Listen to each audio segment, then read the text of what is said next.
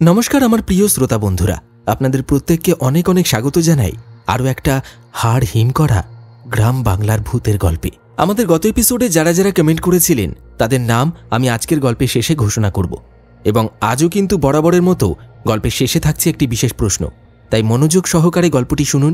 প্রশ্নের সঠিক উত্তর আপনার নাম এবং আপনি কোন জায়গা থেকে শুনছেন সেটি মেনশন করে গল্পের শেষে কমেন্টে লিখতে ভুলবেন না। তাহলে চলুন শুরু করা যাক আজকের নতুন এপিসোড। আজ আপনি শুনতে চলেছেন সুলেখিকা অদ্রিজা ভট্টাচার্যের কলমে হাড় কাঁপানো ভয়ের গল্প ঝোড়ো রাতের বাঁশবাগান। প্রত্যেকবারের মতো গল্প পাঠে এবং বিশেষ কয়েকটি পুরুষ চরিত্রে আমি থাকছি সুদর্শন। গল্পের পোস্টারটি ডিজাইন করেছে চিত্রায়ন। শুরু হচ্ছে ঝোড়ো রাতের বাঁশবাগান।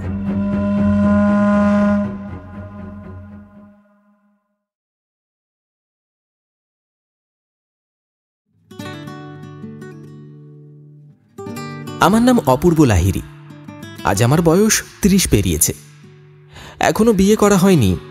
আসলে ব্যস্ত জীবন, বইয়ের পাতা আর অফিসের কাজের বাইরে আর কিছু ভাবার সময় পাইনি কখনো। এই বছর ৭ হলো কলকাতার ইন্ডিয়ান আর্কাইভ রিসার্চ সোসাইটিতে কাজ করছি আমি। আমাদের অফিস কলেজ স্ট্রিটের কাছে একটা পুরনো ব্রিটিশ আমলের দোতলা বাড়িতে। কাঁচা কাঠের মেঝে, ধুলো জমা তাক, পুরনো নথিপত্র আর ইতিহাসের গন্ধে মেশানো সেই অফিসে বসে আমার দিনগুলো কেটে যায়। কাজ বলতে ইতিহাসের বিভিন্ন দলিল, রহস্যময় ঘটনা আর পুরনো অভিজাত পরিবারগুলোর অদ্ভুত কাহিনী সংগ্রহ করা এবং সেগুলো নথিভুক্ত করা আর গবেষণা চালানো। প্রয়োজনে বিভিন্ন দেশে গিয়েও তথ্য আনতে হয়। আমার বর্তমান ঠিকানা কলকাতার সাউথেন অ্যাভিনিউতে। সেখানে এক পুরনো বাড়ির দোতলায় আমি একাই থাকি। বাড়িটি অনেক পুরনো হলেও দক্ষিণমুখী বারান্দা থেকে প্রতিদিন বিকেলে গঙ্গার ওপার থেকে আসা বাতাসটা বেশ আরাম দেয়। ঘরে দুটো বড় বড় জানালা, একটায় লম্বা পর্দা ঝোলানো থাকে, অন্যটা খোলাই থাকে বেশিরভাগ সময়। রাতের বেলা জানালার পাশে বসে কফির কাপে চুমুক দিয়ে লিখতে বসি। লেখালেখিটা আমার ছোটবেলা থেকেই পছন্দ। কিছুদিন হলো আমার লেখা দেশকাল মাসিক পত্রিকায় ছাপা হয়েছে। বেশ ভালো সাড়া পেয়েছি। গল্প লিখতে গেলে আমি কখনো কখনো আমার গবেষণার অভিজ্ঞতা আর বাস্তব কাহিনীগুলো মিলিয়ে নিই, আর সেখান থেকেই উঠে আসে এমন কিছু ঘটনা যা পড়লে গায়ে কাঁটা দেয়। আমার জীবনের বেশিরভাগ সময় কেটেছে মামার বাড়িতে। বাবা মা বিলেতে থাকেন। বাবা ব্যারিস্টার, মা শিক্ষিকা। ছোটবেলায় মা বাবার আদর খুব একটা পাইনি আমি। মামাই ছিলেন আমার অভিভাবক। মামা সরকারি উচ্চপদস্থ কর্মকর্তা ছিলেন। তিনি চাকরিটা পাইয়ে দিয়েছিলেন। ছোটবেলা থেকেই বই পড়ার নেশা আমার। তার সঙ্গেই জুটেছে রহস্যের প্রতি একটা অদ্ভুত আকর্ষণ। অবসর পেলেই পুরনো কেস ফাইল আর ইতিহাসের পাতায় ডুবে থাকতাম। এই অভ্যেসটাই পরবর্তী জীবনে আমার কাজের সঙ্গে মিলে মিশে একেবারে একাকার হয়ে গেছে। এই তো বছরখানেক হলো একটা গাড়ি কিনেছি, ফিয়াট 1100, নতুন মডেল, ধূসর রঙের। সন্ধেবেলা কাজ শেষে মাঝে মাঝে কলকাতার ফাঁকা রাস্তায় একটু ড্রাইভ না করলে মন যেন খচখচ করে। সিগারেটের ধোঁয়া, গাড়ির হেডলাইটের হলুদ আলো আর কলকাতার পুরনো বাড়িগুলো সব মিলিয়ে এক অন্যরকম নস্টালজিয়া কাজ করে। রবিবারের ছুটির দিন, এমন একটা দিন যেদিন ঘর ছেড়ে বেরোতে ইচ্ছে করে না। আকাশের কোণে হালকা মেঘ জমেছে, যেন শহরের ওপর এক অলস বিষণ্ণতা নেমে এসেছে। বারান্দার লম্বা কাঠের চেয়ারটায় আমি আধশোয়া হয়ে বসে হাতে নিয়েছি গোরা, অর্থাৎ রবীন্দ্রনাথ ঠাকুরের সেই কালজয়ী উপন্যাস, যেখানে আদর্শ, আত্মপরিচয় আর সমাজের দ্বন্দ্ব গেঁথে আছে শিল্পের সূক্ষ্মতায়। বাইরে হাওয়ার দোলা, গাছের পাতায় মৃদু কাঁপুনি, আর ঘরের ভেতরে বইয়ের হলুদ পৃষ্ঠার গন্ধ। সকালটা কেমন যেন শান্ত আর নিস্তব্ধ। ঠিক সেই মুহূর্তেই বেজে উঠল টেলিফোনটা। কাচের হাতলটা তুলে কানে লাগাতেই অপর প্রান্ত থেকে চিনে ফেলা গলাটা ভেসে এলো। আমাদের অফিসের ম্যানেজার শচীন ব্যানার্জি। অপূর্ব বাবু, একটু জরুরি কথা ছিল। তার গলায় এক ধরনের গম্ভীরতা। সরকারি দপ্তরের দীর্ঘদিনের কর্মকর্তা তিনি। অপ্রয়োজনীয় কথা বলেন না। আমি বললাম, হ্যাঁ হ্যাঁ বলুন না। আমার কাছে চিঠি এসেছে। আপনাকে একটা বিশেষ গবেষণার কাজে পাঠানো হচ্ছে বাঁকুড়ার প্রত্যন্ত গ্রাম বেলিয়াতোড়ে। খবর এসেছে ওখানকার গভীর জঙ্গলের মধ্যে পুরনো এক স্থানে কিছু প্রাচীন তাম্রলিপি পাওয়া গেছে। প্রাথমিক বিশ্লেষণে এটাকে ব্রাহ্মী বা প্রকৃত ভাষার শিলালিপি বলে মনে হচ্ছে। তবে এর সঙ্গে ব্রিটিশ আমলের কিছু গোপন ফাইলের সম্পর্ক থাকতে পারে বলে ধারণা করা হচ্ছে। আমি চুপ করে শুনছিলাম, কিন্তু তারপর যা বললেন তাতে আমার শরীরের ভেতর দিয়ে একটা শিহরণ বয়ে গেল। সরকারের অনুমান, ব্রিটিশ আমলে ওখানে ধাতু আর প্রাকৃতিক শক্তির সংমিশ্রণে এক ধরনের রহস্যময় অস্ত্র তৈরির কাজ চলছিল।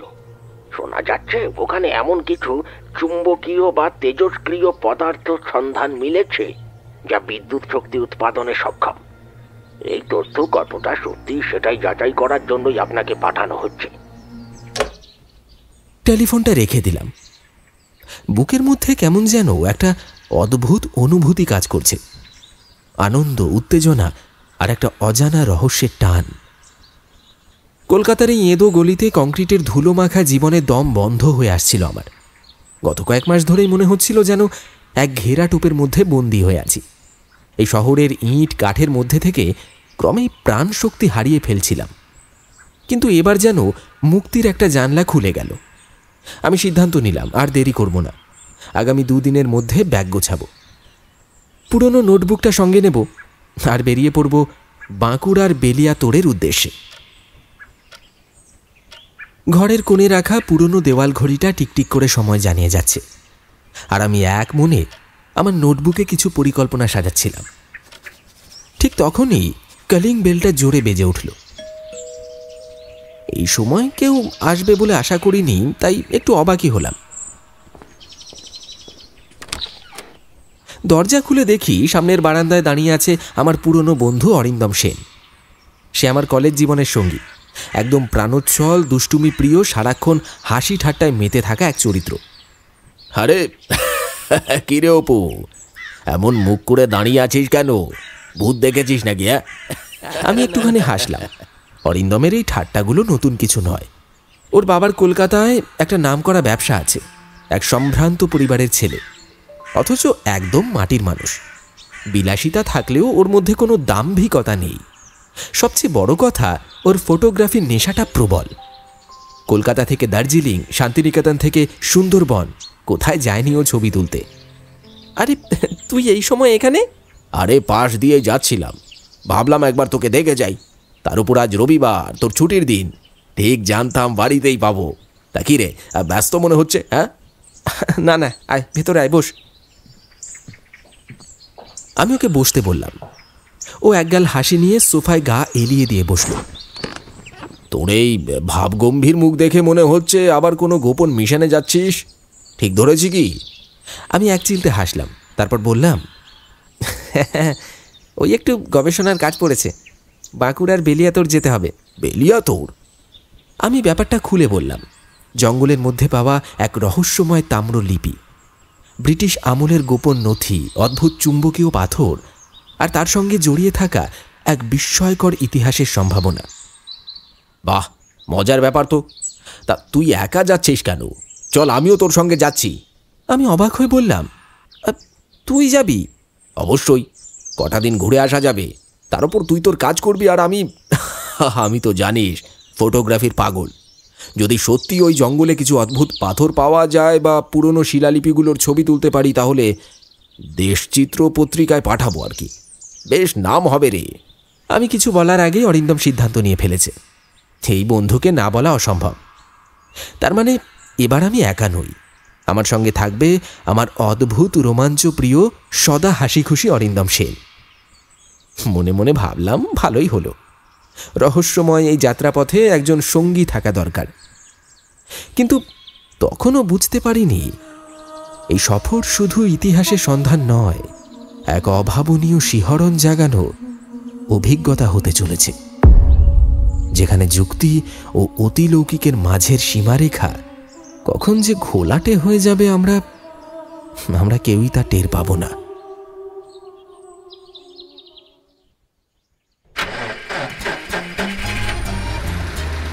মঙ্গলবার ভোরের আলো ফোটার আগেই আমরা রওনা হলাম।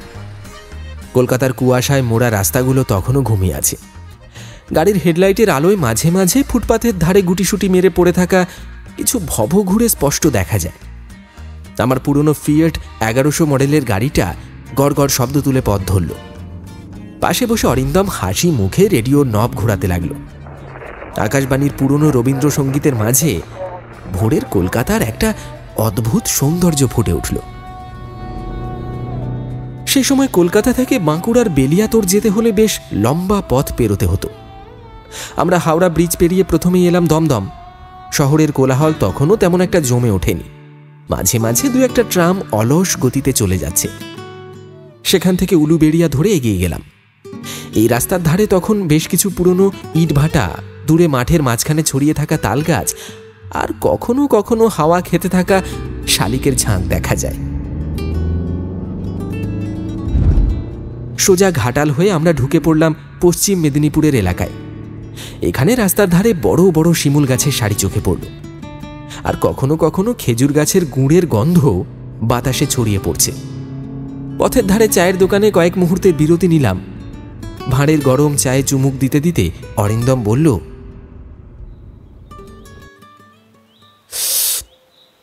আরে অপু, এইসব জায়গায় ঘোরাঘুরি করতে কিন্তু মন্দ লাগছে না। হ্যাঁ, শহরের একঘেয়েমি জীবন থেকে বেরিয়ে এসে বেশ একটা মুক্তির স্বাদ পাওয়া যাচ্ছে, কি বলিস?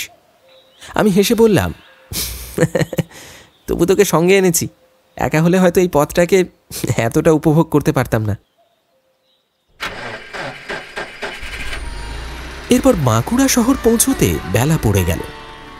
বাঁকুড়ার সেই পুরনো ছিমছাম পরিবেশ, কিছু টালি ছাওয়া বাড়ি, রাস্তার ধারে পুরনো বটগাছের নিচে বসে থাকা কিছু বয়স্ক লোক, আর গরুর গাড়ির লম্বা সারি। এখান থেকে আরও পশ্চিমে এগিয়ে গিয়ে আমরা ঢুকে পড়লাম বেলিয়াতোড়ের দিকে। রাস্তা এবার এবড়ো খেবড়ো হতে শুরু করলো। দুই পাশে শাল, পিয়াল, মহুয়ার জঙ্গল। এই পথে একবার ঢুকলে শহরের ছোঁয়া একেবারে হারিয়ে যায়। আমরা দুপুরের দিকে বেলিয়াতোড় পৌঁছলাম। অফিস থেকে আমাদের থাকার জন্য ব্যবস্থা করা হয়েছে গ্রামের এক কোনায় পুরনো আমলের এক বন বাংলোতে। লাল ইটের তৈরি দোতলা একটা বাড়ি, চারপাশে পুরনো আম গাছের ছায়া, সামনের উঠোনে কিছু লতা পাতা জড়িয়ে পড়েছে। বাংলোর সামনেই দাঁড়িয়ে এক বৃদ্ধ আমাদের দিকে এগিয়ে এলেন। তার মাথার চুল সাদা, মুখে হাসি, কাঁধে একটা গামছা ফেলা। আপনারা কলকাতার বাবুরা, তাই না? আমি মাথা নাড়লাম। আমি মদন পাল, এই বাংলোর দেখভাল করি। ইহাতেই থাকবেন আপনারা দুজন। মদন পালের ভাষায় বাঁকুড়ার টান স্পষ্ট। তিনি শুধু কেয়ারটেকার নন, এখানকার এক প্রকার গাইডও বটে। জঙ্গলের পথঘাট, গ্রামের অলিগলি, পুরনো ধ্বংসস্তূপ সব কিছু তার নখদর্পণে। তিনি আমাদের ঘরগুলো দেখিয়ে দিলেন। ভেতরে পুরনো কাঠের খাট, আলমারি, আর জানালায় মোটা কাপড়ের পর্দা। এই নির্জন জায়গায় রাত কাটাতে কেমন লাগবে জানি না, তবে একটা অজানা শিহরণ অনুভব করলাম। মদন পাল হাসি মুখে বললেন, বাবুরা চাইলে এক পাক ঘুরে দেখতে পারেন অঞ্চলটা। রাতের বেলা জঙ্গলে বেশি যাবেন না, কিছুর দরকার হইলেই ডাকবেন। আমি আর অরিন্দম একে অপরের দিকে তাকালাম। সারা দিনের ক্লান্তি আমাদের শরীরের প্রতিটি পেশিতে ছড়িয়ে পড়েছে। চোখের পাতাগুলো যেন ভারী হয়ে আসছিল। দুপুরের খাওয়া দাওয়া সেরে একটু ঘুমিয়ে নিয়ে আশপাশটা দেখে নিলাম। তারপর ধীরে ধীরে সন্ধ্যা ঘনিয়ে এলো। বাংলোর পরিচ্ছন্ন বারান্দায় বসে আমি আর অরিন্দম মশার কয়েলে ধোঁয়ায় ঢেকে যাওয়া বাতাসের মাঝে গভীর রাতের নিস্তব্ধতাকে উপভোগ করার জন্য বসেছিলাম। সামনেই এক কোণে মদন পাল নিচে একটা লণ্ঠন নামিয়ে রাখল। তারপর বলল,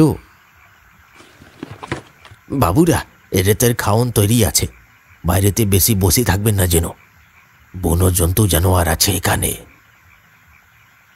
রাতের বেলায় খেতে বসে অবাক হলাম। বাঁকুড়ার সেই 70-এর দশকের স্বাদ, পুঁই শাকের ছেঁচকি, পোড়া বেগুন দিয়ে ডাল, কুমড়োর বড়ি আর দেশি মুরগির ঝোল। পাতে গরম ভাত পড়তেই মনে হলো যেন ক্লান্তির ভার কমে এলো। মদন পাল কৌতূহলী চোখে তাকিয়ে বলল, কলকাতার বাবুরা কি এসব খাবেন? অরিন্দম হেসে বলল, আরে মদন কাকা, এ তো স্বর্গের খাবার, শহরে তো এত স্বাদ পাওয়া যায় না। খাওয়া শেষ হতেই ক্লান্ত শরীর আর সাড়া দিল না। আমরা যে যার বিছানায় গিয়ে শুয়ে পড়লাম। দুই পাশে দুটি সিঙ্গেল খাট, জানালার বাইরে বড় বড় আম গাছের ঝাঁক। বাতাসে শাল সেগুনের পাতায় ফিস ফিস আওয়াজ হচ্ছে।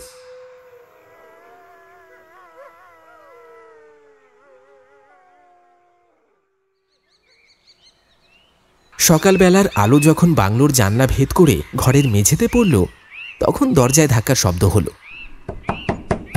বাবুরা, বাবুরা উঠুন, উঠে পড়ুন, ভোর হইয়া গেছে। আমরাও ধরফড় করে উঠে পড়লাম। সকালের চা আর পান্তা ভাতের সঙ্গে কাঁচা পেঁয়াজ, নুন আর সর্ষের তেল, সঙ্গে আলু ভর্তা। সাধারণ অথচ অতুলনীয় স্বাদ। এরপর আমরা বেরিয়ে পড়লাম। সিদ্ধান্ত হলো পায়ে হেঁটেই গ্রাম ঘোরা হবে। বাঁকুড়ার এই অংশটা 1980 সালের সেই সময়েও বেশ প্রত্যন্ত। কাঁচা রাস্তা, দুধারে গাছপালা আর মাঝে মাঝে পাথুরে জমি। রাস্তার ধারে শুকনো খড়ের গাদা, দূরে মাঠে গরু চড়ছে। মদন পাল সামনে চলতে চলতে বলতে লাগলো, এই এলাকাটা বহুত পুরনো বাবুরা। আগে জমিদারের এলাকা ছিল। এখানে কত কিছু ঘটেছে, কত রহস্য আছে, সে কেউ জানে না। আমরা হাঁটতে হাঁটতে একসময় পুকুরের ধারে এসে দাঁড়ালাম। পুকুরের জলটা একেবারে কালচে সবুজ। পাশে বটগাছের শেকড় জলের মধ্যে ঝুলে পড়েছে। মদন থেমে বলল, এ পুকুরে কেউ স্নান করে না বাবু, কয় শুনি জলে কিছু আছে। অরিন্দম মুচকে হেসে বলল, ভূতরুত নাকি? মদন যেন একটু বিরক্ত হলো, কিন্তু কিছু বলল না। আমরা একটা ছোট্ট মাঠ পেরিয়ে আরও এগোতে লাগলাম। তারপর প্রবেশ করলাম এক বিশাল বাঁশ বাগানে। চারপাশে সবুজের সমুদ্র, নিচে শুকনো বাঁশ পাতা পড়ে আছে। বাতাস এলেই সেগুলো খসখস শব্দ করছে। আমি হাঁটতে হাঁটতে হাতে ধরা সেই বিশেষ যন্ত্রটি পরীক্ষা করছিলাম। এটি একটি গ্রাউন্ড পেনিট্রেটিং র্যাডার, অর্থাৎ জিপিআর, যা মাটির গভীরে ধাতব বস্তু বা গঠন শনাক্ত করতে সক্ষম। যন্ত্রটা বেশ কয়েকবার স্ক্যান করার পর হঠাৎ একটা বিপ শব্দ হলো। আমি স্ক্রিনে তাকালাম, কিছু একটা শনাক্ত হয়েছে। অরিন্দম, দেখ তো, ওই বাঁশবাগানের ওই দিকটায় কিছু আছে মনে হচ্ছে। কথাটা শুনে মদন পাল থমকে দাঁড়ালো। তার চোখ কেমন যেন বিস্ফারিত হয়ে গেল। ঠোঁটের কোণে একটা অস্বস্তির ছাপ। বাবুরা, বাবুরা ওদিকে যাবেন না। অরিন্দম অবাক হয়ে বলল, কেন, কি হয়েছে? মদন গলা নামিয়ে বলল, ওইদিকে শয়তানের বাস। কালা পাহাড় দেবতা রক্ষা করেন ওই এলাকাটাকে। আর ওনার কুয়োর কালো জলে যারাই গেছে, ফিরে আসে লাই, ফিরে আসে লাই। আমি হতভম্ব হয়ে গেলাম। এক মুহূর্তের জন্য চারপাশ যেন আরো নিস্তব্ধ হয়ে উঠল। অরিন্দম হাসতে হাসতে বলল, আরে মদন দা, এসব অলৌকিক গল্প শোনালে চলে, আসল রহস্যটা কি বলো তো? মদন গম্ভীরভাবে বলল, বাবুজি, আমি মিথ্যে কথা কই না, আপনারা শুনেন না, কিন্তু আমি কইছি এদিকটায় যাবেন না। আমরা একে অপরের দিকে তাকালাম। মদনের কথায় যেন একটা আতঙ্কের ছোঁয়া ছিল, তবে কৌতূহল কি এত সহজে দমন করা যায়? আরে মদন দা, এসব ভয় দেখিয়ে কি হবে? চলো না, একবার দেখে আসি। মদন পাল একদম গম্ভীর মুখে দাঁড়িয়ে রইল। মুখের রেখাগুলো কঠিন হয়ে গেছে, কপালের শিরাগুলো স্পষ্ট হয়ে উঠেছে। বাবুরা, আমি কতবার কইলাম ওই দিকটায় যাবেন না। ওখানে কুয়োর জলে অশুভ শক্তি আছে। কালা পাহাড় দেবতার অভিশাপ লেগে আছে ওইখানে। ওই কুয়োর কাছে যেতে নেই, ওকে ছুঁতে নেই। আমি ধীর স্বরে বললাম, দেখো মদনদা, আমরা ভয় পেলে কাজ হবে না। আমাদের আসার উদ্দেশ্যটাই তাহলে বৃথা যাবে। অফিসে তো উত্তর দিতে হবে, তাই না? অরিন্দম তখনও হাসছে। আরে মদন দা, তুমি যেভাবে বলছো তাতে মনে হচ্ছে আমরা যেন কোনো জমদুয়ারে যাচ্ছি। আরে চলোই না, দেখাই যাক। সত্যি যদি কিছু থাকে তাহলে তো আমরাই দেখব, নাকি? মদন এবার যেন একটু ভেঙে পড়ল, মাথা নিচু করে বলল, আপনারা শুনবেন লাই জানি, আমি তো গরিব মানুষ, আমার কথা কে শোনে? চলুন তবে, বেশিক্ষণ দাঁড়াবেন না বাবুরা, আমার কপালে দোষ পড়লে কিন্তু ভালো হবে না। আমরা তিনজন এগিয়ে চললাম। বাঁশ বনের শুকনো পাতাগুলো পায়ের নিচে মচমচ শব্দ করছে। এখানে আলো কম, মাথার উপর বাঁশের সরু সরু ডালপালা যেন পরস্পরের সঙ্গে জড়িয়ে এক অদ্ভুত ছাদ তৈরি করেছে। গা ছমছম করা নীরবতা, শুধু দূরে কোথাও একলা পাখির ডাক শোনা যায়, যেন কোনো সতর্ক সংকেত। চারপাশে ছোট বড় লতাগুল্ম জড়িয়ে আছে, কোথাও কোথাও এতটাই ঘন হয়ে আছে যে মনে হচ্ছে কোনো অজানা শক্তি পথ আটকে রেখেছে। মাঝে মাঝে হঠাৎ কোথাও শুকনো ডাল ভেঙে পড়েছে, যেন কেউ লুকিয়ে লুকিয়ে দেখছে আমাদের। হাঁটতে হাঁটতে আমরা এসে দাঁড়ালাম একটা ছোট্ট অদ্ভুত গাছের সামনে। গাছের তলা থেকে ঠিক 4 ফুট উপরে পুরনো ইট দিয়ে বাঁধানো একটি ভাঙাচোরা কুয়ো। কুয়োটার চারপাশে ঝোপঝাড় গজিয়ে উঠেছে, ইটের গায়ে শ্যাওলা লেগে আছে, একদমই অব্যবহৃত জায়গা। কিন্তু সবথেকে অদ্ভুত ছিল কুয়োর পেছনের গাছটা। গাছটার মাঝামাঝি অংশ থেকে 2টি মোটা ডাল বেরিয়ে এসেছে, আর তারা এমনভাবে কুয়োটার গায়ে নেমে এসেছে যেন 2টো হাত ছড়িয়ে কোনো অশরীরই দাঁড়িয়ে আছে দেখলে মনে হয়। তার উপর পাতার ভারে গাছটার মাঝখানের অংশটা এমনভাবে নুয়ে পড়েছে যেন কারোর ঝাঁকড়া চুল। আরও আশ্চর্যের বিষয়, 2টি ডালের সংযোগস্থলে এমন একটা গাঁট ছিল যা দূর থেকে মনে হচ্ছিল যেন পেটের কাছে বিশাল এক ঝুড়ি ঝুলিয়ে দাঁড়িয়ে আছে কেউ। আমি ট্র্যাকিং যন্ত্রটি হাতে নিয়ে চারদিকে ঘোরাতে লাগলাম, কিন্তু আশ্চর্য, এতক্ষণ যে বিরামহীন বিপ বিপ শব্দটা হচ্ছিল তা যেন আচমকাই কোথাও মিলিয়ে গেছে। যন্ত্রের স্ক্রিনে কোনো অস্বাভাবিক সিগন্যাল নেই, অথচ এই জায়গাটিতেই তো সেটা বারবার সংকেত দিচ্ছিল। অরিন্দম হেসে বলল, এতক্ষণ বেশ নাটক হচ্ছিল, এখন দেখি সব চুপচাপ। আমি তার দিক থেকে চোখ সরিয়ে কুয়োর দিকে তাকালাম। দিনের আলোয় জিনিসটা সত্যি খুব সাধারণ একটা পরিত্যক্ত কুয়োর মতোই লাগছে। চারপাশে শ্যাওলা ধরা ইটের গাঁথুনি, ঝোপঝাড়ে ঢেকে যাওয়া প্রাচীর, আর পিছনের গাছটার অদ্ভুত আকৃতি। এই নিয়ে ভয় পাওয়ার তেমন কিছু একটা নেই। আচ্ছা, তোমরা তো ভয় পাচ্ছ কেন? আমি মদন পালের দিকে তাকিয়ে বললাম, এটা তো সাধারণ একটা কুয়ো। আচ্ছা, কখনো কি এখানে কিছু অদ্ভুত ঘটতে দেখেছ? মদন পাল কেমন যেন চোখ নামিয়ে নিল। কিছুক্ষণ চুপ থেকে কাঁপা কাঁপা গলায় বলল, এই কুয়োটা সাধারণ লয় বাবু। আমার ঠাকুরদার মুখে শুনেছি, বহু বছর আগে এখানে এক তান্ত্রিক ছিলেন। তিনি অসীম শক্তিধর। তার জাদুবিদ্যা এমনই ছিল যে শয়তান শক্তিকেও নাকি বশ মানিয়ে দিতে পারতেন। কিন্তু ক্ষমতার দম্ভ কখনো ভালো ফল বয়ে আনে না। একদিন এই অঞ্চলেই কিছু অশুভ শক্তি মাথা চাড়া দিয়ে ওঠে। তারা মানুষের রক্ত চায়। দুর্যোগ নেমে আসে গ্রামে, ফসল শুকিয়ে যায়, গরু মোষ মরে যেতে থাকে, লোকজন পাগল হয়ে যায়। অবশ্য এসবের পিছনে ছিল ওই তান্ত্রিকের একটা ভুল তন্ত্রক্রিয়া। অগত্যাই অঞ্চলকে বাঁচাতে সেই তান্ত্রিক নিজের দেহ উৎসর্গ করেন, কিন্তু মরেননি।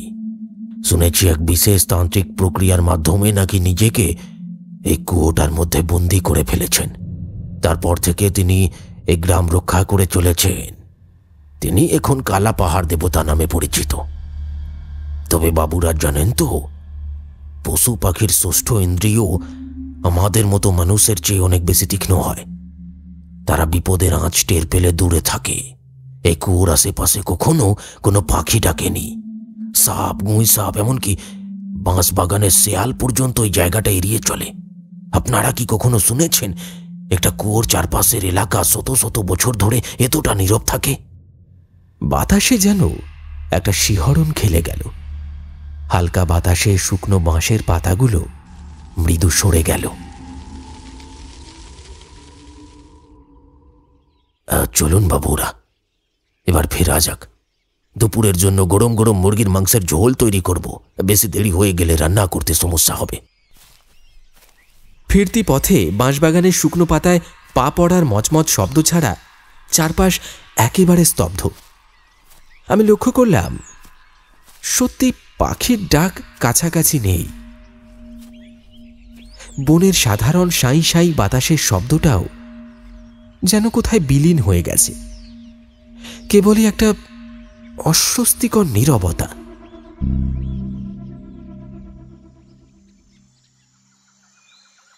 বন বাংলোয় ফিরে এসে দুপুরের খাওয়া দাওয়া সেরে আমি আর অরিন্দম বসে তাস খেলতে লাগলাম। বাইরে তখন বিকেলের আলো ম্রিয়মান। জঙ্গলে সবুজাভ ছায়া বাংলোর জানালায় নরম ছায়া ফেলেছে। এনে তা শুনেছিলি কেমন ভয় দেখাচ্ছিল? হ্যাঁ, অরিন্দম হাসল। তাসের একগুচ্ছ পাতা উল্টে দিয়ে বলল, একেবারে গা ঝমঝমে গল্পের মতো। হ্যাঁ, একটা কুয়ো, তার মধ্যে বন্দি তান্ত্রিক, আর প্রাণীরাও আসে না। এর থেকে ভালো ভূতের গল্প আর কি হতে পারে বল? হয়তো গল্প, আবার হয়তো নয়। মানে তুই সত্যি বিশ্বাস করছিস? আমি একবার একটা বইতে পড়েছিলাম, হেনরি জেমসের the turn of the screw. আর এছাড়াও স্টিফেন কিংয়ের কোনো উপন্যাসে লেখা ছিল, আমরা যা দেখি তা সবসময় সত্য নয়। অনেক সময় আমরা যা অনুভব করি তার পেছনে অন্য কিছু লুকিয়ে থাকে। আমরা সেটাকে গল্প বলে উড়িয়ে দিই, কারণ সেটাই আমাদের জন্য স্বস্তিদায়ক। অরিন্দম ঠোঁট টিপে হাসল। মানে তুই বলতে চাস সত্যি কুয়োটার মধ্যে কিছু আছে, তাই তো? আমি তাসের পাতাটা একটু ঘেটে নিয়ে বললাম, তোর মনে হয়নি মদনলাল গল্পটা বলছিল, কিন্তু ও নিজেও যেন ওটার ওপর পুরোপুরি বিশ্বাস করে? অরিন্দম কাঁধ ঝাঁকাল। গ্রামের মানুষ, কুসংস্কার তো থাকবেই। আরে ভাই শোন, সন্ধ্যের পর যদি বের হওয়ার নাম করে একবার ওই কুয়োটাকে দেখে আসা যায়, তাহলে কিন্তু চমৎকার হয়। আমি তাসের পাতাটা নামিয়ে রাখলাম। কেমন যেন একটা শিরশিরে অনুভূতি হলো। দিনের আলোয় যে কুয়োটাকে একদমই অস্বাভাবিক কিছুই মনে হয়নি, সেটাকে রাতের অন্ধকারে কেমন লাগবে? কুয়োর গা ছমছমে ইতিহাস, মদনলালের আতঙ্কিত মুখ, আর সন্ধ্যার রহস্যময় পরিবেশ, সব মিলিয়ে মনে হচ্ছিল আমাদের এই সিদ্ধান্ত হয়তো নতুন রহস্যের দ্বার উন্মোচন করতে চলেছে।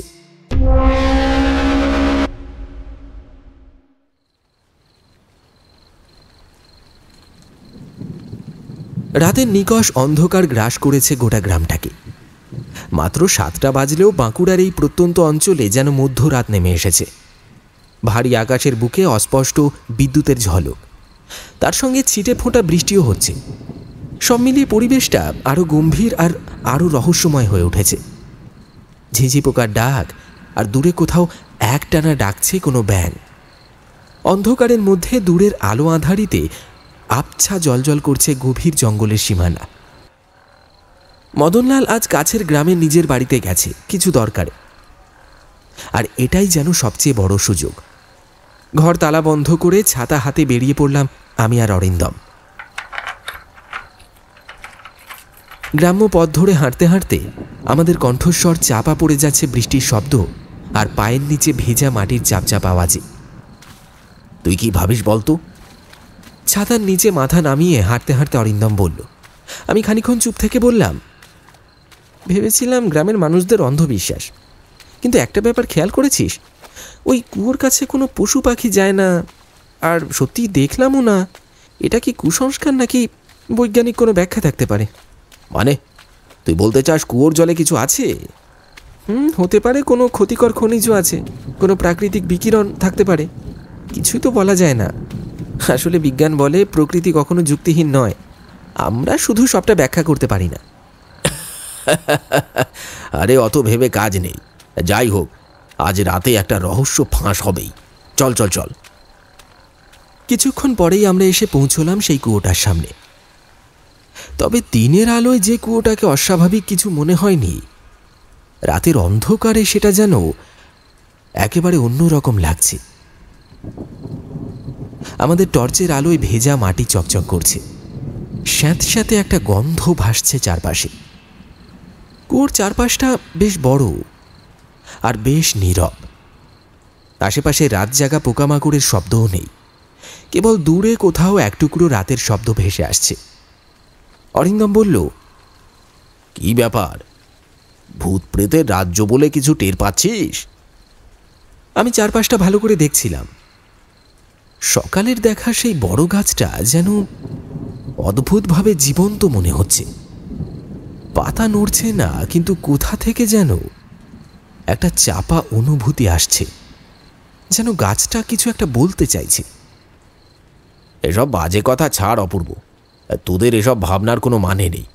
আরে আমরা দুজন এই অভিশপ্ত কুয়োর সামনে দাঁড়িয়ে আছি, কিছুই তো হলো না।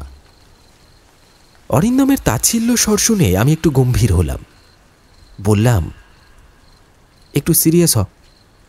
তারপর ধীরে ধীরে টর্চের আলো ফেলে এগিয়ে গেলাম কুয়োটার একেবারে কাছে।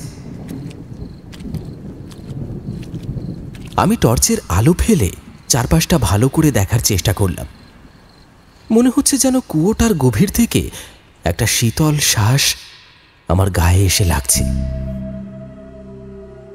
কি আশ্চর্য, একটু আগে পর্যন্ত সব ঠিকই ছিল, এখন কেন যেন কেমন একটা অস্বাভাবিক অনুভূতি হচ্ছে।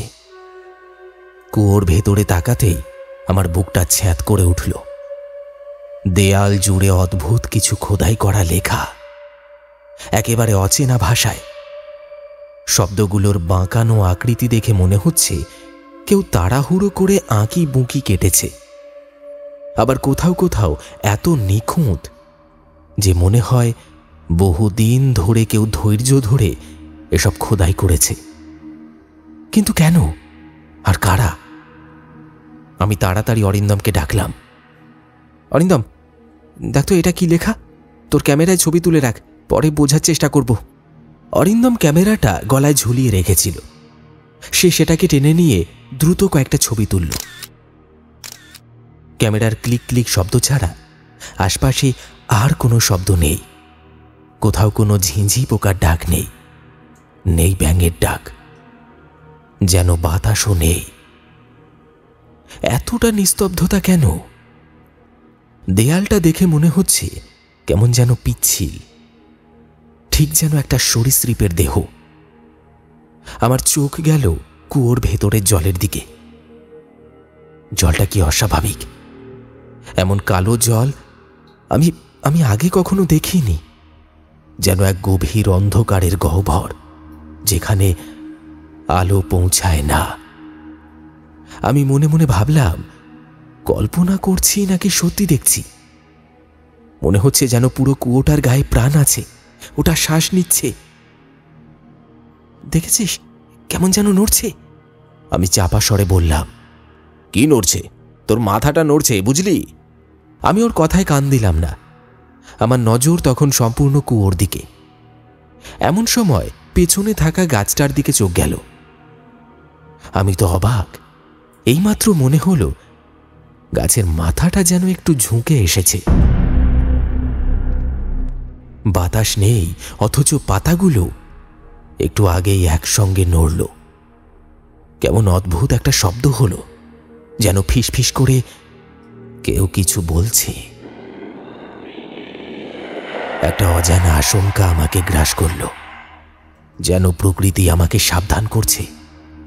যা, চলে যা, চলে যা এখান থেকে, এখানে থাকিস না। আমার কাঁধে শিহরণ খেলে গেল। আমি আবার টর্চের আলো ফেলে কুয়োর ভেতরের দিকে তাকালাম। ধপ করে কিছু একটা যেন পড়ল জলে। আমি থমকে গেলাম। তোর কিছু পড়ে গেল নাকি রে? অরিন্দম আমায় বলল, কিন্তু আমার মুখ দিয়ে কোনো কথা বেরোলো না। শুধু এক দৃষ্টিতে তাকিয়ে রইলাম কুয়োর জলের দিকে। সেই কালো জল কাঁপছে, জল থেকে কিছু একটা উঠছে,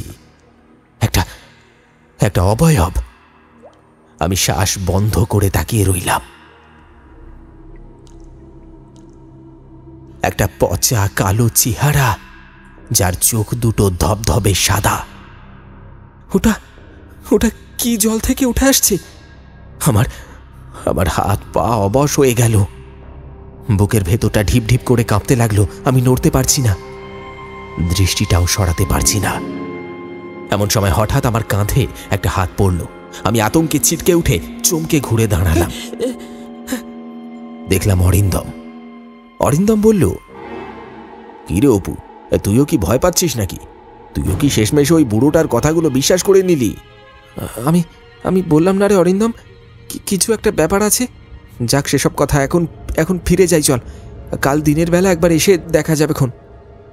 আমি এখনও ঠিক সামলে উঠতে পারিনি। সেই কালো জল, সেই পচা মুখ, সেই ধবধবে সাদা চোখ, ওসব কি আসলেই দেখলাম নাকি আমার ক্লান্ত মস্তিষ্কের কল্পনা ছিল? হাতের টর্চটা শক্ত করে ধরলাম, কিন্তু শরীর যেন অসাড় হয়ে আছে। অরিন্দম হেসে উঠল, ঠোঁটে সেই চিরচেনা বিদ্রুপের হাসি, যা আমি বহুবার দেখেছি। আরে তোর মতো ভীতু লোকের সাথে অ্যাডভেঞ্চারে আসাটাই ভুল। যা দেখলি সবই তোর মাথার কুসংস্কার। এই কুয়োর মধ্যে এমন কিছু নেই যা ভয় পাওয়ার মতো। দেখবি? না না। বলতে বলতেই ও এগিয়ে গেল কুয়োর দিকে। আমি কিছু একটা বলতে চাইলাম, কিন্তু শব্দগুলো যেন আমার গলায় আটকে গেছে। অরিন্দম কুয়োর দেওয়ালে হাত রাখল, এক মুহূর্ত থেমে তারপর আঙুল বুলিয়ে কি যেন তুলে আনল। কুয়োর ভেজা পিচ্ছিল দেওয়াল থেকে ওর আঙুলে উঠে এলো একটা কালচে সবুজ আঠালো তরল। সেটা টর্চের আলোয় পরীক্ষা করল, তারপর ঠোঁট বেঁকিয়ে আমার দিকে বাড়িয়ে বলল, দেখ, আমি কুয়োটা ছুঁয়ে দিলাম, এখন দেখি কি হয়। আহা, ভয় পেতে পেতে তোর হালত খারাপ হয়ে গেছে দেখছি। কি সব অলৌকিক গল্পে বিশ্বাস করিস? আমি ওর হাতের দিকে তাকিয়ে রইলাম। সেই অদ্ভুত তরলটা এখনো আঙুলে লেগে আছে, ঘন আঠালো শ্যাওলার মতো দেখতে, কিন্তু এর একটা বিচ্ছিরি কটু গন্ধ আছে। কেমন যেন একটা পচা সরা গন্ধ, যেন বহুদিনের গলিত কিছু। এমন সময় আকাশে মেঘের গর্জন শোনা গেল। খুব কাছেই যেন বজ্রপাত হলো। আলো ছিটকে এলো অন্ধকার বনভূমিতে। আশেপাশের নিস্তব্ধতা চেপে বসেছে, কিন্তু বাতাসের শোঁ শোঁ শব্দ বলে দিচ্ছে ঝড় আসন্ন। আমার মনে হলো কুয়োর ভয়টা যেন মিলিয়ে গেছে। এখন শুধু একটা প্রাকৃতিক দুর্যোগের সংকেত টের পাচ্ছি। একবার কুয়োর দিকে তাকিয়ে তারপর একে অপরের দিকে চাইলাম। চল বেরিয়ে পড়ি, এই ঝড়ের মধ্যে বাংলোতে না ফিরতে পারলে বিপদ হয়ে যাবে। অরিন্দম মাথা নাড়ল। আমাদের মন থেকে কুয়োর বিভীষিকা ধীরে ধীরে সরে গেলেও প্রকৃতির এই আচরণ আমাদের নতুন করে শঙ্কিত করল।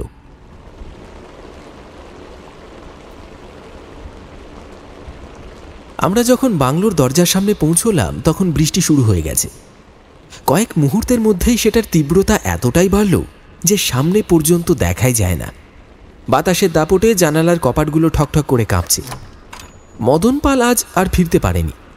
ও নিশ্চয়ই দুর্যোগের মধ্যে পথ হারিয়েছে বা কাছের কোনো গ্রামে আশ্রয় নিয়েছে।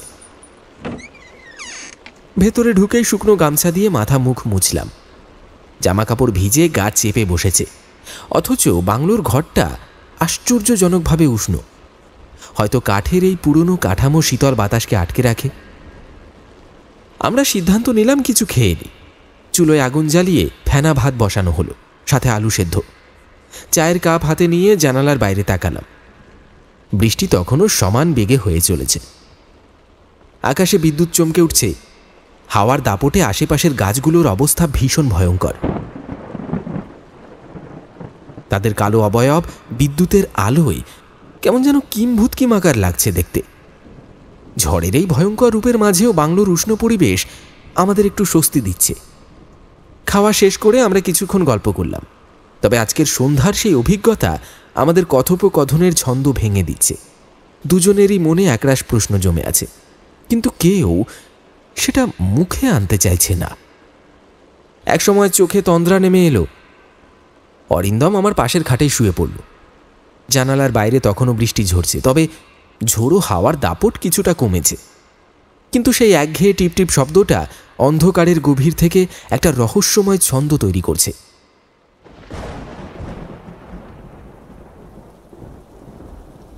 ঘুমের ঘোরে বিদ্যুতের ঝলকে কুয়োর সেই কালো জলের কথা মনে পড়ল।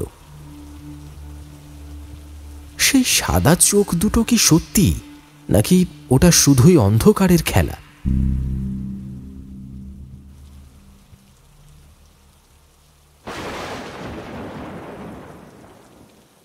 রাত তখন কটা বাজে আমার জানা নেই, কিন্তু ঘুমটা ভাঙল একটা প্রচণ্ড বজ্রপাতের শব্দে।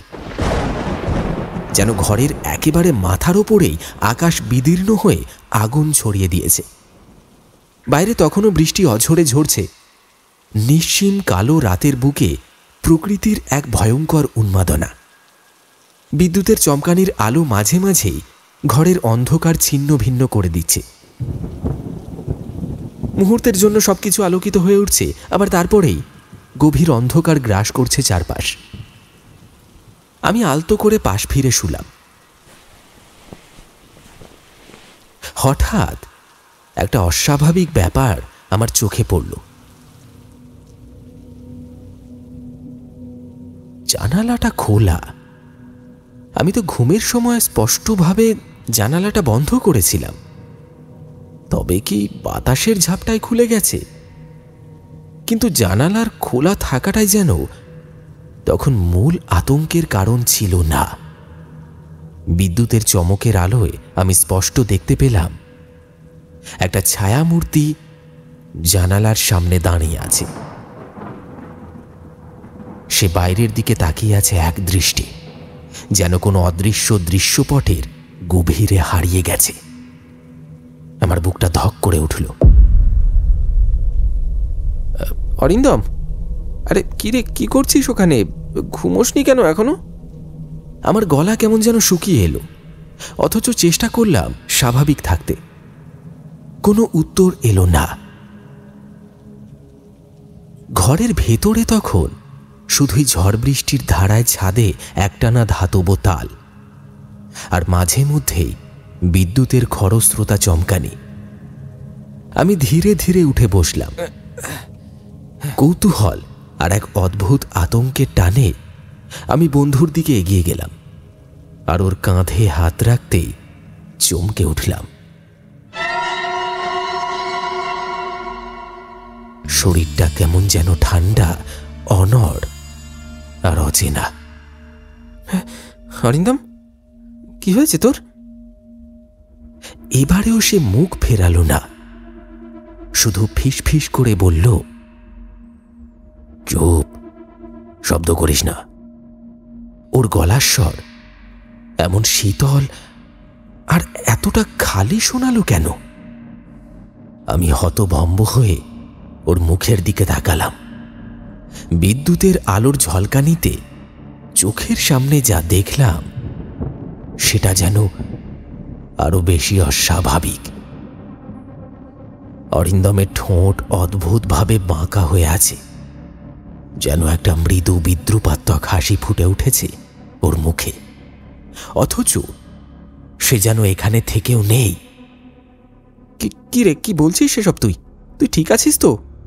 অরিন্দম তখনও জানালার বাইরে তাকিয়ে ফিস ফিস করে বলে চলল, দেখ দেখ বাইরে কেমন বৃষ্টি নেমেছে। আমরা তো এই ঝড় জলের মধ্যে ঘরের ভেতর রয়েছি, কিন্তু এমন তো অনেক আছে যারা এর মধ্যেও রয়ে গেছে বাইরে। দিব্যি একদম চুপচাপ। ভেবে দেখেছিস সেই পাখিটার কথা, সেই সাপটার কথা, সেই ব্যাঙটার কথা, সেই পিঁপড়ের দল? ওরা তো একটা ছাদ পায়নি। ওদের রক্ষা করে কে? আমি বিস্ময়ে ওর দিকে তাকিয়ে রইলাম। এই কথাগুলো, এগুলো তো অরিন্দমের কথা নয়। আমার বন্ধু কখনোই এমন অদ্ভুত অর্থহীন দর্শন কপচায় না। ও কখনোই এমন গভীর ছিন্নমূল চিন্তা করে না। একটা গা শিউড়ে ওঠা অনুভূতি হলো। এটা আদৌ কি অরিন্দম নাকি? আমি একটু জোরে বললাম, কি সব বাজে কথা বলছিস তুই? ঠিক আছিস তো? মাথা ঠিক আছে তো তোর? অরিন্দম এবার ধীরে ধীরে মুখ ঘুরিয়ে আমার দিকে তাকালো। আমার সমস্ত রক্ত হিম হয়ে গেল। ওর চোখের দৃষ্টি কেমন যেন শূন্য আর নিঃসার, অথচ সেই শূন্যতার মাঝেও যেন কিছু একটা আছে যা আমার বুকের ভেতর শীতল একটা স্রোত বইয়ে দিল। একটা চাপা হাসি ওর ঠোঁটের কোণে ফুটে উঠল, খুব নিঃশব্দ, কিন্তু হাসির মধ্যে একটা অদ্ভুত তাচ্ছিল্য। তুই কখনো ভেবেছিস বিদ্যুৎ কেন চমকায়? আমি আর কিছু বলতে পারলাম না। বাইরে তখনও বৃষ্টি পড়ছে। আমি ধীরে ধীরে হাত বাড়িয়ে অরিন্দমের কাঁধে রাখলাম। শরীরটা বরফের মতো ঠান্ডা। কেমন যেন একটা দানবীয় শীতলতা ছড়িয়ে পড়ল আমার হাত বেয়ে। রক্ত যেন জমে আসছে শিরায়। একটা জীবন্ত মানুষের শরীর এতটা ঠান্ডা হয় যেন শিরায় রক্ত বইছে না, বরং শীতল পাথরের মতো জমাট বেঁধে আছে। এই অন্ধকারের মধ্যেও আবছা আলো এসে পড়েছে টেবিলের ওপর রাখা হ্যারিকেনের বাতির ম্লান শিখা থেকে। সেই কম্পমান আলোয় অরিন্দমের মুখটা স্পষ্ট দেখা যাচ্ছে। ওর চোখ, একটা অস্বাভাবিক দীপ্তি ছড়িয়ে পড়েছে সেই চোখের গভীরে। ওটা কি আলো প্রতিফলনের খেলা, নাকি সত্যি চোখের তারায় অন্য এক অদ্ভুত জ্যোতি ফুটে উঠেছে? অরিন্দম যেন কোনো রহস্যের মাদকতায় আচ্ছন্ন হয়ে আছে। একটা বিস্ময়কর আবিষ্কার করে ফেলার মতো উন্মাদ আনন্দ ওর চোখে মুখে। তারপর সে কাঁপা কাঁপা স্বরে বলল, জানিস তো, সে আছে, আমায় ডাকছে। আমাকে তার কাছে যেতেই হবে। আমার বুকের ভেতরে রক্তস্রোত এক লহমায় থমকে গেল।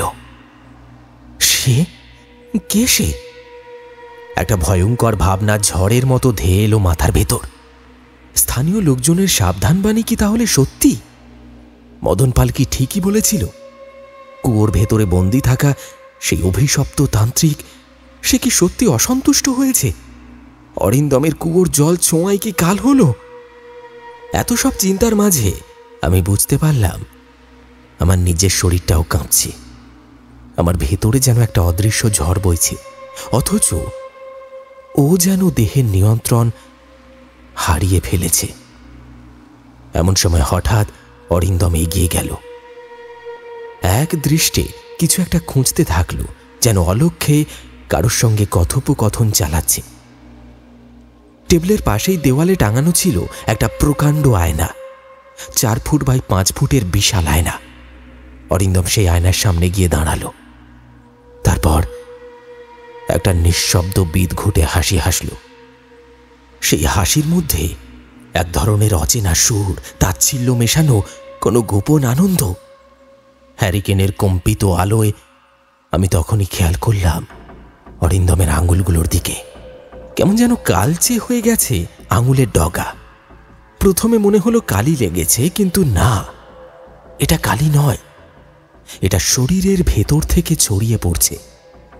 চামড়ার নিচে এক অশুভ অন্ধকারের ছায়া যেন ক্রমশই শিরার ভেতর দিয়ে উপরে উঠছে। হাতের শিরা উপশিরা ফুলে উঠেছে অস্বাভাবিকভাবে। একটা বিষাক্ত রঙের ছোপ লেগে যাচ্ছে চামড়ায়। তবে সবচেয়ে ভয়ানক ব্যাপার ছিল অরিন্দমের মুখে কোনো ব্যথার ছাপ নেই। একজন সাধারণ মানুষ হলে এতক্ষণে চিৎকার করে উঠত, কিন্তু ও যেন সম্পূর্ণ উদাসীন, যেন শরীরের সঙ্গে আর কোনো সংযোগ নেই। একটা কাঁপা কাঁপা গলায় আমি বললাম, শরীর খারাপ লাগছে তোর? অরিন্দম, প্লিজ বল, ঠিক আছিস তো? কিন্তু অরিন্দম কোনো উত্তর দিল না। সে শুধু নিজের মনে মনে একটা ছড়া আওড়াতে লাগলো। কালো জলে গভীর ঘুম, জাগলে দেখিস দুঃস্বপ্ন ঘুম। একবার ছবি রূপ নিবি, অন্ধকারের গর্ভে চুম। আমার গাটা শিউরে উঠল। আয়নার প্রতিফলিত আলোর মধ্যে হ্যারিকেনের কম্পিত শিখার নিচে দাঁড়িয়ে থাকা সেই মানুষটা, সে কি আদৌ অরিন্দম নাকি? না না, এ হতে পারে না। আমি স্থির দাঁড়িয়ে রইলাম, নড়তে পারছি না। আমার পা যেন মাটিতে শেকড় গেড়ে গেছে। কোনো এক অদৃশ্য শক্তি আমাকে আটকে রেখেছে। বুকের ভেতর হৃৎপিণ্ডটা দ্রুত লাফিয়ে উঠছে, অথচ শরীরের একটুও নড়াচড়া করানোর ক্ষমতা নেই। যেন ভয় আমার শরীরের প্রতিটি শিরায় শিরায় প্রবাহিত হয়ে জড়পিণ্ডে পরিণত হচ্ছে। আয়নার প্রতিবিম্বের দিকে তাকিয়ে এক অদ্ভুত স্তব্ধতায় নিমজ্জিত হয়ে সে বলল, আবার জন্ম নেব আমি আমার নতুন জন্মস্থলে। আমি আমি জানি কোথায় যেতে হবে আমায়, আমি জানি।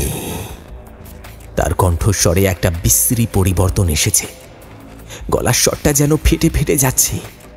একটা রুক্ষ ফ্যাঁস ফ্যাঁসে শব্দ, যেন যেন অনেক গভীর থেকে উঠে আসছে। তবে তুই চিন্তা করিস না বন্ধু, শুধু কৌতূহল বশত কখনো ভুল করিস না। চিন্তা ভাবনা না করে কখনো কোনো পদক্ষেপ নিস না, পদক্ষেপ নিস না। এসব অরিন্দম কি বলছে? ওর কণ্ঠস্বরটা এত বিকৃত কেন? অরিন্দম বদলে যাচ্ছে। তার মুখে অভিব্যক্তি নেই। পুরো মুখটাই যেন আগের মতো নেই। চামড়াটা যেন টান টান হয়ে ফুলে উঠেছে, ঠিক যেমনটা জলে পচতে থাকা কোনো মৃতদেহের হয়। তার চোখ, না, ওগুলো আর মানুষের চোখ নয়। সাদা অংশ একেবারে উধাও, শুধু গভীর অতল অন্ধকার, আর সেই অন্ধকারের মাঝখানে এক জলজলে হলুদ আলোক বিন্দু। হ্যারিকেনের আলো পড়তেই সেই চোখ দুটো যেন আরো বিভীষিকাময় হয়ে উঠল, ঠিক জ্বলন্ত গর্তের মতো। আর তখনই আমি দেখলাম অরিন্দমের চামড়া কাঁপছে। না, চামড়া না, চামড়ার নিচে যেন কিছু একটা নড়ছে, কিছু একটা হামাগুড়ি দিয়ে চলেছে তার ত্বকের নিচে। সঙ্গে বুকের কাছে, কাঁধের আশপাশে, গলার চারপাশে চামড়ার নিচে ছোট ছোট ঢেউ উঠছে, যেন অসংখ্য কিলবিল করতে থাকা কিছু একটা মাংসের নিচে সাঁতার কাটছে। জোকের দল। না, এটা স্বাভাবিক কোনো জিনিস হতে পারে না। তার শিরাগুলো এখন কালো হয়ে গেছে, আরো গভীর, আরো গাঢ়। চামড়ার উপর নীলচে কালো শিরা উপশিরা ফুলে ফুলে উঠেছে, যেন বিষক্রিয়ায় পচে গেছে ওর পুরো শরীরটা। আর একটা ভয়ঙ্কর গন্ধ ঘরটাকে যেন ঢেকে ফেলছে। পচা, বাসি, পুঁতি গন্ধময় একটা দুর্গন্ধ। কোনো মৃতদেহকে যদি জলে ফেলে রাখা হয়, যদি সেটা দিন কয়েক পড়ে থেকে পচে গিয়ে ফেটে যায়, তখন যেমন ঘন উগ্র গন্ধ চারিদিকে ছড়িয়ে পড়ে, ঠিক তেমনটাই এখন এই ঘরের কোণে কোণে ছড়িয়ে পড়েছে। আমার মনে হলো আমার বমি আসছে। এই ভয়ানক দৃশ্য আমি আর সহ্য করতে পারছি না। আমি নিঃশব্দে দাঁড়িয়ে আছি, অথচ আমার সামনে যা ঘটছে তা চাইলেও থামাতে পারছি না। অরিন্দম যেন সম্মোহিতের মতো দরজার দিকে এগিয়ে গেল। ধীর নিস্তব্ধ এক গতিতে তার পায়ের নিচে কাঠের মেঝেতে তার ভারী পায়ের ঘষ্টানের শব্দ শোনা যাচ্ছে, যেন এক মৃত মানুষ জীবন্ত অবস্থায় হাঁটতে শিখেছে নতুন করে। দরজা খুলে সে বাইরে বেরিয়ে গেল। বৃষ্টি পড়ছে, একটানা নিস্তরঙ্গ এক বৃষ্টি, যেন এই রাতের প্রতিটি মুহূর্তকে ধুইয়ে দিচ্ছে চুপচাপ। অথচ তার মধ্যে একটা ভয়াল নীরবতা লুকিয়ে আছে। আমি চিৎকার করে ডাকলাম, অরিন্দম, থাম, প্লিজ থাম, তুই কোথায় যাচ্ছিস তুই? কিন্তু সে শোনেনি, একবারও পিছনে তাকায়নি, এক মুহূর্তের জন্য ঘুরে দাঁড়ায়নি। কেমন যেন অসহায় লাগছিল। আমি চাইলে দৌড়ে গিয়ে বন্ধুর হাত ধরে টেনে আনতে পারতাম, কিন্তু কোথাও যেন একটা কিসের ভয় আমাকে আটকে দিচ্ছে। মনে হচ্ছে যদি ছুঁয়ে ফেলি তবে আমার নিজের শরীরটাও গলে যাবে। সেই একই অভিশাপে ধ্বংস হব আমি। আর সেই ভয়টা অমূলক নয়।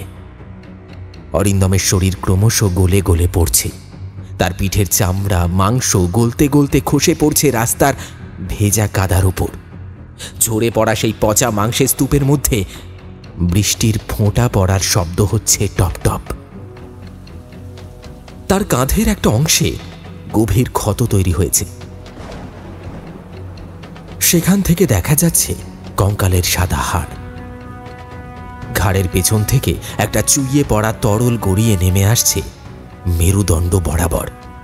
সেটা রক্ত নয়, বরং ঘন কালো এক ধরনের পচা আঠালো মাংসের রস। সে এগিয়ে চলেছে, তাকে তাকে আর থামানো যাবে না। আমি ধীর পায়ে তার পেছন পেছন হাঁটতে শুরু করলাম। এবার গন্তব্য সেই বাঁশ বাগান, সেই পুরনো কুয়ো। চারপাশের গাছপালা নিঃসার, কোনো ঝিঁঝির ডাক নেই, বাতাস নেই, শুধু বৃষ্টির শব্দ আর পায়ের নিচে ভেজা মাটির চটচটে আওয়াজ। অরিন্দম কুয়োর ঠিক সামনে গিয়ে দাঁড়ালো। তার সমস্ত শরীর তখন পচে এক বিকৃত ভয়ঙ্কর কিছুতে পরিণত হয়েছে। মাংসের চৌকো চৌকো অংশ ঝুলে পড়েছে হাঁটুর কাছ থেকে। পায়ের পাতার এক পাশ প্রায় নেই বললেই চলে। বুকের ওপরের চামড়াটা পুরোপুরি সরে গিয়ে বেরিয়ে এসেছে খাঁচির মতো ফুসফুসের কঙ্কাল। কিন্তু কিন্তু তবুও তার মুখে কোনো যন্ত্রণা নেই, কোনো ভয় নেই, বরং চোখে আছে এক রকমের অস্বাভাবিক তৃপ্তি। সে পেছন ফিরে আমার দিকে তাকালো।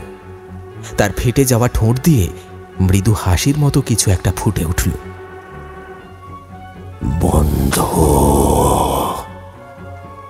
বিদায়, বিদায়। যদি কখনো সুযোগ হয় আবারও তোর বন্ধু হয়ে ফিরে আসব, তবে এইবার আমার মরণটা একটু উপভোগ করতে দে, কারণ মৃত্যুর মতো সুস্বাদু আর কিছু নেই। তার কণ্ঠস্বর ফেটে যাচ্ছে, কিন্তু চোখ দুটো জলজল করছে। আনন্দের নাকি নাকি আরেকটা জীবনের প্রতিশ্রুতির। এবং এরপরেই আমি দেখলাম কুয়োর ভিতর থেকে উঠে আসছে একের পর এক পচা গলা, হাড় বের করা হাত। হাতগুলো গাধার মতো কালো, তার থেকে পচা মাংস ঝরে পড়ছে। তাদের নখগুলো লম্বা, ধারালো আর ফাটা। তার ঠিক পেছনে দাঁড়িয়ে থাকা সেই গাছটি এবার আস্তে আস্তে কেঁপে উঠল। তার শেকড় আর ডালপালাগুলো সর সর করে এগিয়ে আসতে লাগলো। আমি দেখলাম সেই হাতগুলো একে একে অরিন্দমকে পেঁচিয়ে ধরছে। তার পচা দেহটা এক অস্বাভাবিক মোচড়ে বাঁকতে লাগলো। গাছের লতা পাতা শেকড় ধীরে ধীরে তাকে ঢেকে ফেলছে। তার দুই হাত, কাঁধ, বুক সবকিছু হারিয়ে যাচ্ছে। শেষে শুধু এক জোড়া কালো গর্তের মতো চোখ দেখা যাচ্ছিল। সেই চোখে ভয় নেই, বরং একটা অদ্ভুত তৃপ্তি। এবং শেষমেশে হাতগুলো আর শেকড় বাকড়গুলো একসাথে মিলে অরিন্দমকে টেনে নিয়ে গেল সেই কুয়োর গভীরে। গম্ভীর একটা শব্দ হলো। তারপর সবকিছু নিস্তব্ধ, শুধু বৃষ্টি ঝরার ধীর শীতল ঝমঝম শব্দ।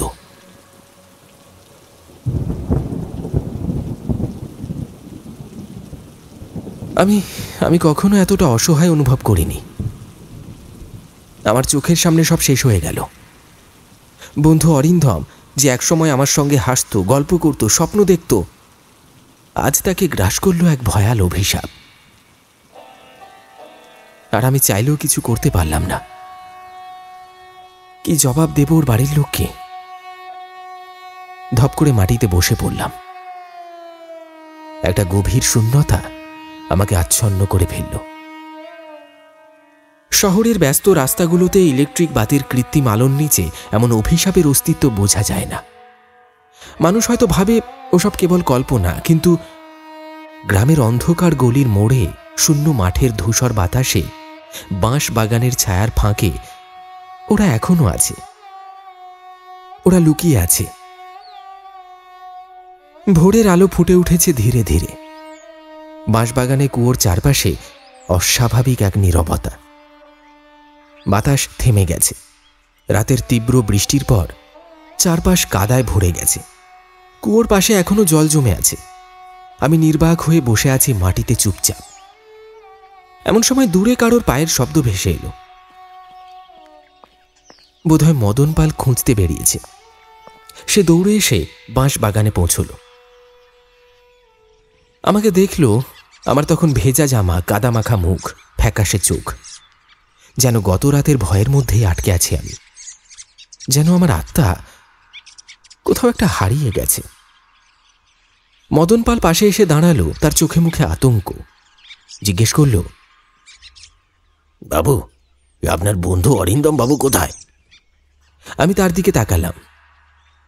ফাঁকা দৃষ্টি আর অনুভূতিহীন এক মুখ। কোনো উত্তর নেই আমার মুখে। মদন পাল গভীর দৃষ্টি নিয়ে আমার দিকে তাকালো। তার মুখের শূন্যতা দেখে বুঝতে দেরি হলো না যে সে ব্যাপারটা বুঝেছে। ধীর কণ্ঠে বলল, বাবু কি ওই কুয়োটার গায়ে হাত দিয়েছিল?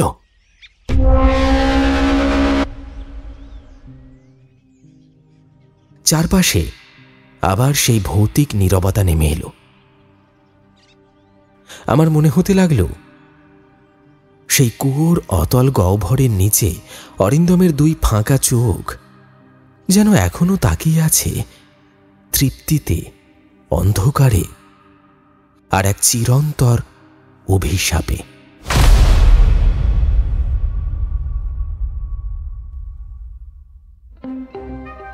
শুনলেন ঝোড়ো রাতের বাঁশবাগান।